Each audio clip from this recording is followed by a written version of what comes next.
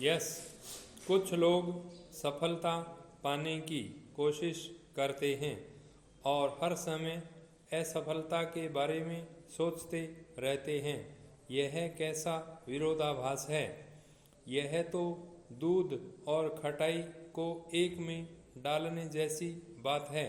मन से तो हम असफलता की ओर झुके हुए हैं और प्रयत्न कर रहे हैं। सफलता के लिए काम किसी और चीज़ के लिए कर रहे हैं और आशा किसी और चीज़ की कर रहे हैं। यह कैसी फिलॉसफी है। सफलता, समृद्धि, सुख, यह सब एक निश्चित नियम या कानून पर आधारित है। इस नियम या कानून को आकर्षण का सिद्धांत कह सकते हैं। सफलता की जड़ आशावादी चिंतन है। सफल होने के लिए हमें सफलता की आशा करनी चाहिए। यदि हम असफलता की आशा करेंगे तो असफलता ही मिलेगी। जैसा बीज वैसा फल होगा। इसलिए भय को सबसे बड़ा शत्रु माना गया है। व्यक्ति को निरंतर निरुत्साहित करता रहता है और इस प्रकार उसे कार्य में भी असफल बना देता है। जिसको करने की सामर्थ्य उस व्यक्ति में होती है। प्राचीन रोमन लोगों पर भय का इतना प्रभाव था कि उन्होंने इसका मंदिर ही बना दिया था। महत्वाकांक्षा इच्छा की हत्या कर डालती है, उत्साह को उड़ा देती है, कार्यारंभ की शक्ति नष्ट कर देती है।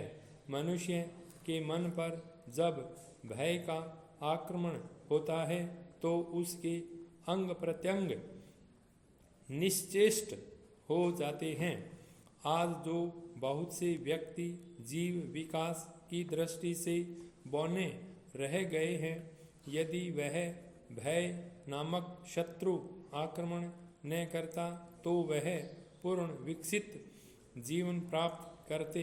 पर भय ने उन व्यक्तियों को कुचल डाला, उनके सुंदर स्वप्नों को मसल कर रख दिया।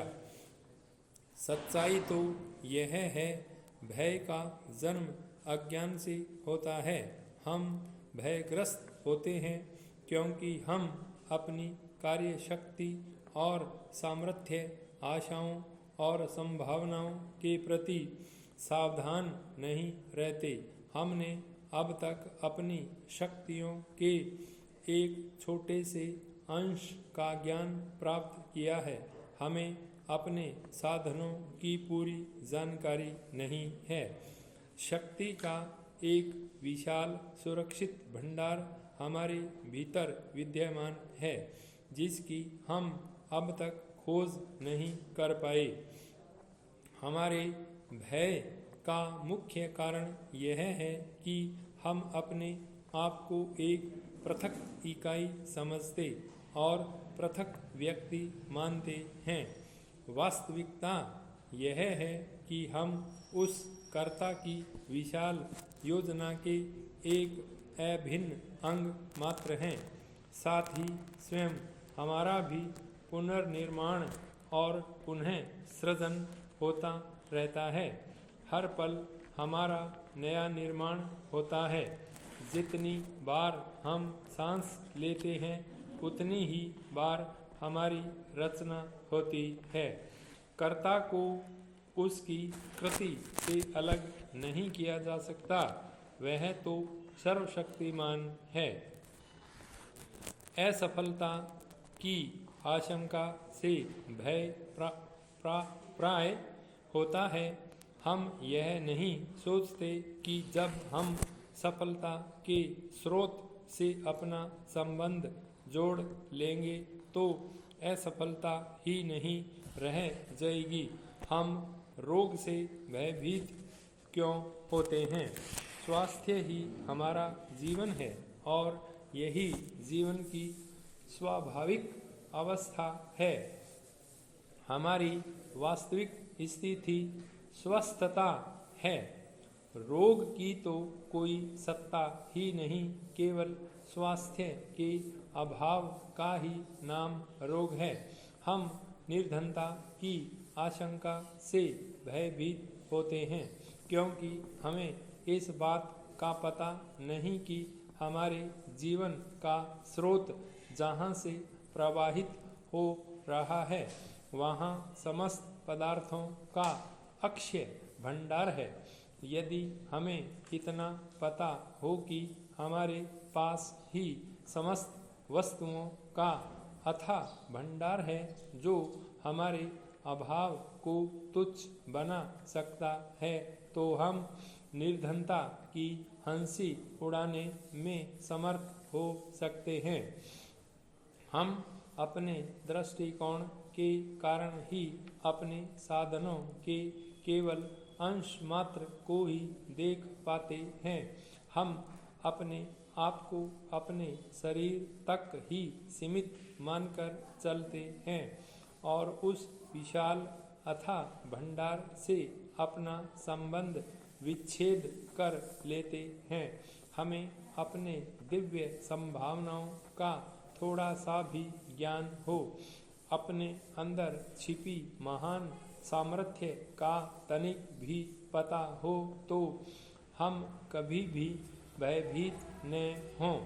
खेद है कि हम अपने विषय में जब भी अनुमान करते हैं अपने आप को बहुत छोटा बना लेते हैं।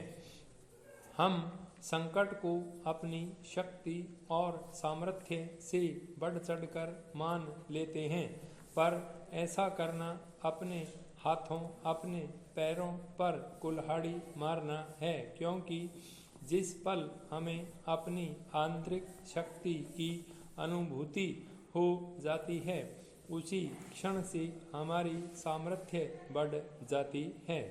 यदि एक नवयुवक जो पूंजी कमी के कारण किसी व्यापार को प्रारंभ करने में कठिनाई का अनुभव कर रहा हो, अचानक इस समाचार को पाए कि एक कंपनी ने तुरंत उसकी सहायता करने का निश्चय कर लिया है और वह अपने व्यापार को चलाने के लिए जितना धन चाहे उक्त कंपनी से प्राप्त कर सकता है, न तो उस व्यक्ति को कितनी प्रसन्नता होगी।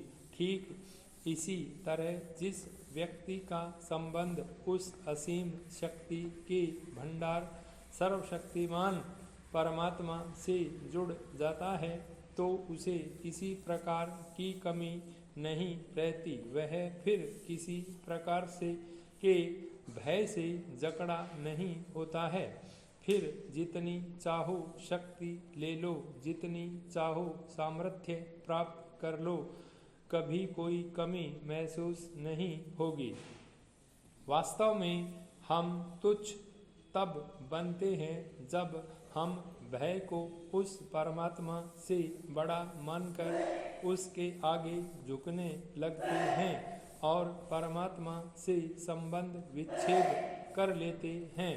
यदि हम ऐसा न करें तो हमारा जीवन और अधिक ऊंचा और अधिक महान बन सकता है। प्राय गरीबी का विचार मात्र ही हमारी जीवन शक्ति पर गहरी चोट करता है।